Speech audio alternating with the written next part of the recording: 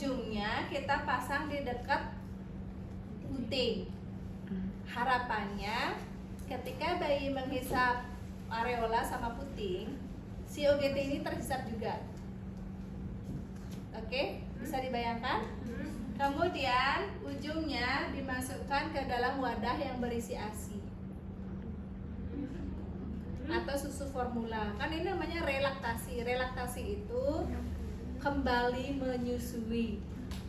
Kenapa bisa relaktasi? Satu, pada kasus adopsi. Adopsi, ibunya yang mengadopsi punya nggak ASI dia? Tidak. Punya. Ya, anggap nggak ada ASI ya dulu ya. Walaupun adopsi mungkin dia diputus nggak boleh menyusui oleh ibu kandungnya.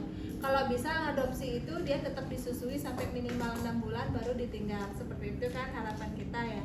Tapi kadangkala orang-orang itu nggak mau begitu supaya tidak ada bonding si ibu kandung terutama. Kalau ibu kandung sampai bonding dengan bayi, dia akan sulit melepas bayinya.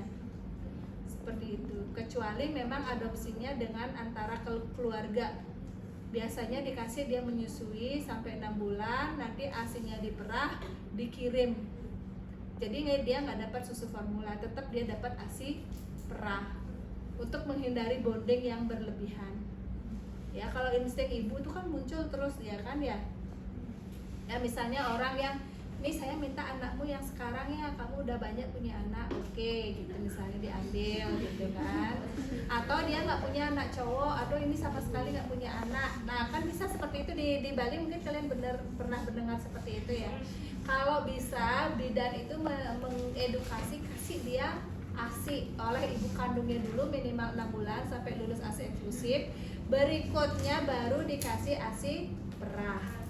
Nah kalau itu tidak bisa, misalnya harus cut begitu lahiran, cut hilang, ibunya nggak mau gitu, terpaksa kita lakukan relaktasi. Nah kenapa kita lakukan relaktasi? Supaya bayi itu tetap mendapatkan ASI. Dengan cara apa? Dengan cara ini ya. Dia dikasih susu formula tapi dengan cara menghisap payudara. Dengan harapan hisapan bayi itu akan tetap merangsang keluarnya hormon prolaktin dan oksitosin.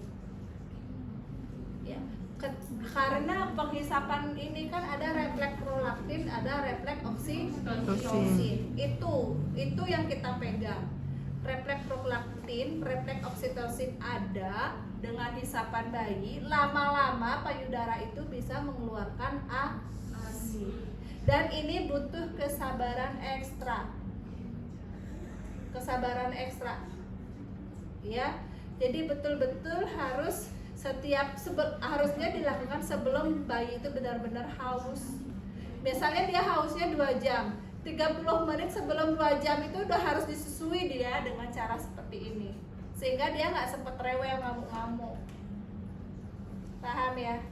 Nah itu dia sudah menyusui dengan cara yang sama tadi, tetap diolesin walaupun dengan susu formula ya, biar tidak lecet. Karena payudara yang kosong itu kalau menyusui dengan payudara kosong itu cepat lecet. Kan tidak ada isinya, kosong, malah dia akan menyedot, akan lebih kuat bayi itu ya. Tuh diolesin dengan susu formula.